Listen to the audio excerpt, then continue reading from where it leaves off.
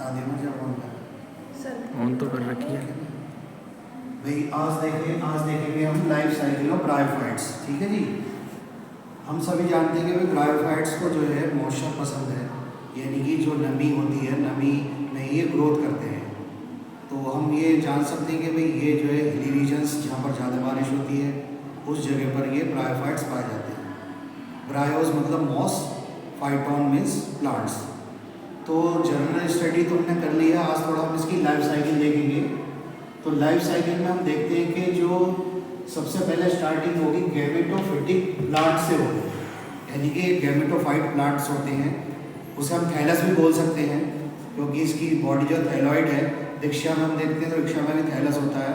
इन प्लांट्सों के अंदर root, stem, leaf होती ही नहीं है और नॉन वेस्कुलर भी इसलिए बोला जाता है कि वेस्कुलर सिस्टम इनमें एब्सेंट होता है। तो उसी सीरीज में हम देखते हैं कि जो गैमेटोफिटिक प्लांट है वो ग्रीन कलर का होता है, इंडिपेंडेंट होता है, फ्री लिविंग होता है। ठीक है जी। गैमेटोफाइट ही के प्लांट्स के अंदर ही male and female reproductive body होती है। मेल रिप्रोडक्टिव बॉडी को हम बोलते हैं एंथ्रीडिया। ठीक है जी।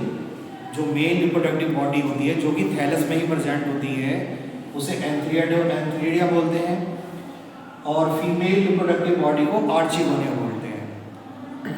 और इसका अगर हम क्रोमोसोम को देखें तो क्रोमोसोम जो है हैप्लॉइड होंगे और इधर भी हैप्लॉइड होंगे, यानी कि ये गैमेट्स बना रहे हैं।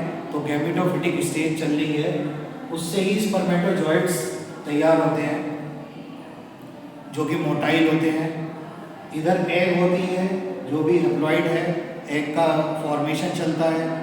तो ये दोनों क्या हो गए, एक रिप्रोडक्टिव बॉडीज हो गई, यानी कि गैमेट्स तैयार हो गए। इस स्टेज में गैमेटोफिटिक जनरेशन में गैमेट्स का फॉर्मेशन होता है। तो गैमेट्स का फॉर्मेशन होने के बाद ये दोनों हैप्लॉइड होते हैं, फर्टिलाइजेशन टेक प्लेस।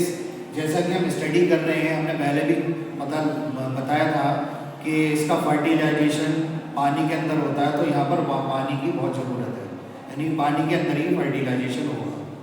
पानी यहाँ पर ज़रूरी है, इसकी जो लाइफ साइकिल है पानी में भी चलती है। तो फर्टिलाइजेशन जो होगा वाटर के अंदर होगा।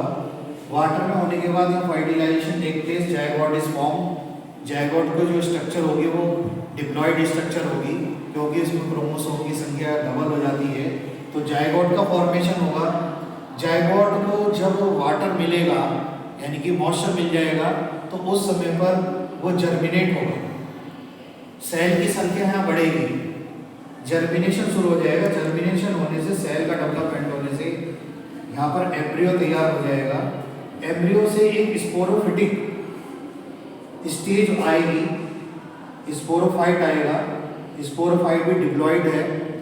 स्पोरोफाइट मतलब स्पोर का फॉर्मेशन यहाँ होना है, स्पोरोफिटिक स्टेज है।